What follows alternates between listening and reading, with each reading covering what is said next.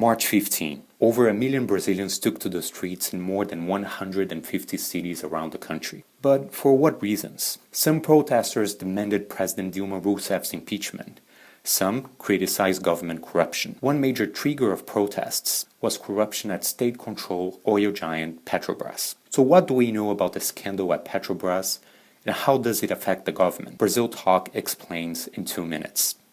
Operação Lava Jato, which translates to car wash operation, was launched 1 year ago by the federal police to investigate illegal currency exchange operations and money laundering, but ended up unveiling an alleged corruption scheme involving Petrobras, big contractors, political parties, and some $3 billion of suspicious payments.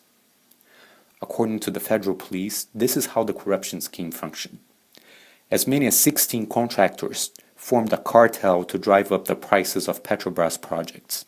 Kickbacks from these contracts would then go to Petrobras officials and money laundering operators who would distribute a percentage of the money to 3 political parties: the Progressive Party, PP, the Brazilian Democratic Movement Party, PMDB, and the Workers' Party, PT, the party of President Rousseff.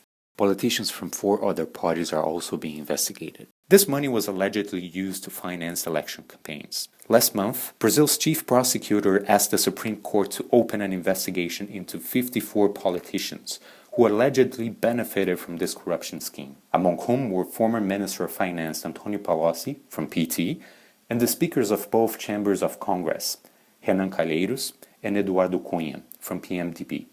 Lava Jato investigations are still ongoing, and new evidence may emerge as other suspects enter into plea bargain agreements with the prosecution. Visit BrazilTalk.org and follow us on Facebook and Twitter.